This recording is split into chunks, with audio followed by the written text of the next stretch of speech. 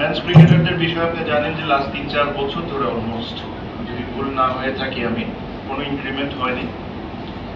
এতদিন মেন্স ক্রিকেটারদের যে স্যালারি ছিল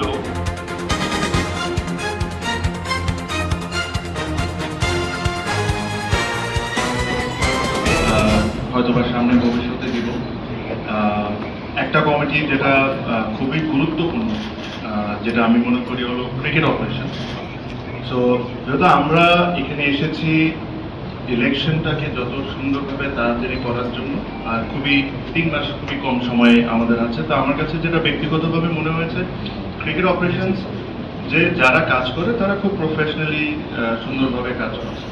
এই একটা জায়গায় এত এত সেন্সিটিভ যে ধরেন আমি একজনকে নিয়োগ করলাম বা থাকলাম, যে এসে যদি আমি আমার ইনপুটটা দিই, তো এই জিনিসটা একটা ডিস্টার্বেন্ট হওয়ার চান্স থাকে। সো আমরা যে সিদ্ধান্ত নিয়েছি সবাই মিলে, যে ক্রিকেট অপারেশনে আমরা কাউকে এখন নিয়োগ দিব না। কোনো কিছু যদি আসে, কোনো ইনকোয়ারি যদি আসে ক্রিকেট অপারেশন থেকে, ওটা আমরা বোর্ডে বসে ডিসাইড করব। So I will read out the names. So Tamim Iqbal, which is me, will handle working committee and facilities.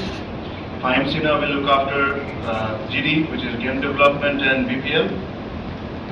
Rafiqul Islam Babu will be grounds. Tanzil Chaudhary will be age group. Salman Spani will be marketing and discipline. Rasna Imam will be women's wing, medical and complaint committee. Shakil Khusro will be finance and welfare. Saiz Ibrahim Ahmed will be security and tender and purchase. Minajul Abedin Nandu will be tournament committee. Mirza Yasir will be logistics, and Atar Ali Khan will be umpire committee. So এটা ছিল committee ওয়াইজে। আরো কিছু কিছু সিদ্ধান্ত আমরা নিয়েছি, যেরকম আমাদের first class players, men's and women's, এদের বিষয়ে মানে আমি অ্যাকচুয়ালি নিজেই আজকে কয়েকটা জিনিস দেখে খুবই অবাক হয়েছে, যে আমাদের যে ওমেন ক্রিকেটাররা আছেন, যারা যখন ডোমেস্টিক ম্যাচ খেলেন, ডোমেস্টিক ম্যাচের আপনাদের ধারণা আছে তাদের ম্যাচ ফি কত? I don't know if you know or not. এটা এক সময় ১,০০০ টাকা ছিল, তারপরে এটাকে করে একটা প্রপোজড ৫,০০০ টাকা পর্যন্ত করা হয়েছে, যেটা আমার কাছে মনে হয় যে এটা কোনোভাবেই ঠিক না। ওনারাও ২০ ওভারের ম্যাচ খেলেন, ওনারাও ৫০ ওভারের ম্যাচ খেলেন, ওনারাও ২-৩ দিনের ম্যাচ খেলেন। টাকা এখনো যে জিনিসটা আজকে আমরা অ্যাপ্রুভ করেছি, এটাও আমি বলবো না যে খুব ভালো, but it is much better, because সব কিছু ইনক্রিজ করার একটা লিমিটেশনস আছে। এখন থেকে তারা T20 ম্যাচের জন্য যেটা এখন পাবেন হলো ১০,০০০ টাকা করে, ওয়ান ডে ম্যাচের জন্য তারা পাবেন ১৫,০০০ টাকা করে, লঙ্গার ভার্সন 2 ডে 3 ডে 4 ডে এটার জন্য ওনারা পাবেন ২০,০০০ টাকা, যেটা আগে হয়তো বা ৮,০০০ বা এরকম কোনো কিছু একটা ছিল। ওনাদের ন্যাশনাল কন্ট্রাক্ট, যেটা হলো ন্যাশনাল টিমের প্লেয়ারদের বাদে যেটা ডোমেস্টিক প্লেয়ারদের কন্ট্রাক্ট যেটা আছেন, ওটাতে 30 to 35 ওমেন ক্রিকেটাররা কন্ট্রাক্টেডে আছেন। ওখানে ৩০,০০০ টাকা করে তাদের মান্থলি স্যালারি ছিল, এটাকে ৪০,০০০ টাকা করে দেওয়া হয়েছে। এটাতে একটা জটিলতা ছিল, বিকজ ন্যাশনাল কন্ট্রাক্টে তাদের যেটা লোয়েস্ট ক্যাটাগরি কন্ট্রাক্ট, এই কারণে হয়তো বা আমরা যতটুকু পেরেছি ইনক্রিজ করে অতটুকু করতে পেরেছি। মেন্স ক্রিকেটারদের বিষয়ে আপনি জানেন যে লাস্ট ৩-৪ বছর ধরে অলমোস্ট, যদি ভুল না হয়ে থাকি আমি, কোনো ইনক্রিমেন্ট হয়নি।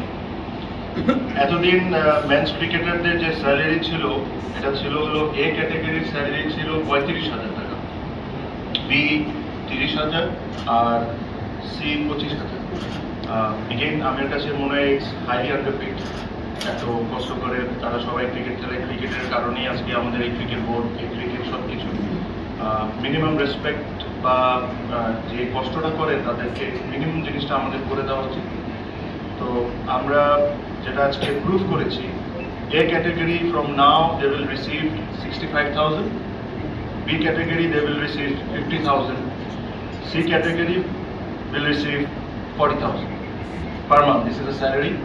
আজকে এপ্রিল অলমোস্ট, এই বছরের স্যালারি কন্ট্রাক্ট এখন পর্যন্ত 4 মাস হয়ে গেছে, স্যালারি তারা পায়নি, প্রবলি তাদের কন্ট্রাক্ট সাইন হয়নি দেখে না। আর এই জিনিসটা আজকে যে জিনিসটা অ্যাপ্রুভ করেছি, এটা জানুয়ারির 1 তারিখ থেকে সো জানুয়ারি 1 তারিখ থেকে যখনই তারা বেতন পাবে এই হিসাবে তারা বেতন পাবে, প্লাস তাদের ম্যাচ ফিস যেটা 70,000 টাকা ছিল তাদেরকে এটা 1 লাখ টাকা করে দেওয়া হয়েছে আজকে। তো এটাই বেসিকলি এর চেয়ে বেশি কিছু ছিল না। ইন্টারনাল কিছু কথা ছিল। ভেরি ইম্পর্টেন্ট যে জিনিসটা ছিল হলো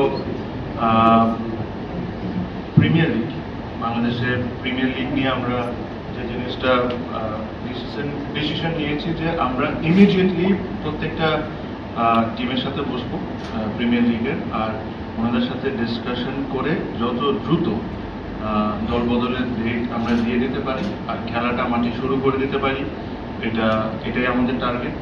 মাঠ নিয়ে একটা সংখ্যা আছে, বাট যদি আমাদের প্রয়োজন পড়ে আমরা মাঠ ভাড়াও যদি দরকার হয় তাও নেব, কারণ এখন অনেক প্রাইভেট একাডেমিজগুলো আছে যারা good enough to host this day matches, so ওটা if necessary will do that. আরেকটা বিষয় ছিল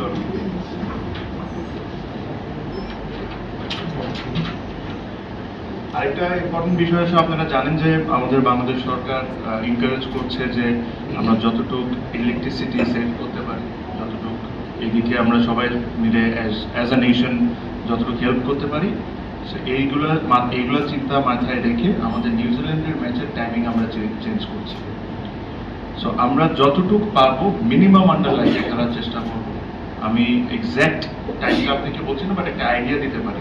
যেরকম ওয়ান ডে ম্যাচটা হয়তো বা 11টা বা 11:30 থেকে শুরু হতে পারে, T20 ম্যাচ হয়তো বা 2টা বা 2:30 থেকে হতে পারে, বিকজ ইলেকট্রিসিটি নিয়ে যখন এই সরকার সবাইকে এনকারেজ করছে যে এটা করতে, so we thought as cricket board and as cricketers and everyone যে we should also play our part.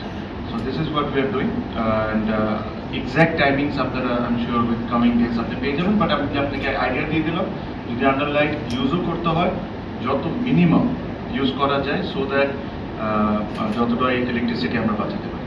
So এটাই, এর চেয়ে বেশি কিছু না। আর ইনশাআল্লাহ খুব তাড়াতাড়ি যে আমাদের স্পোর্টস পার্সন হবেন আপনাদেরকে জানাই দেওয়া হবে। Thank you.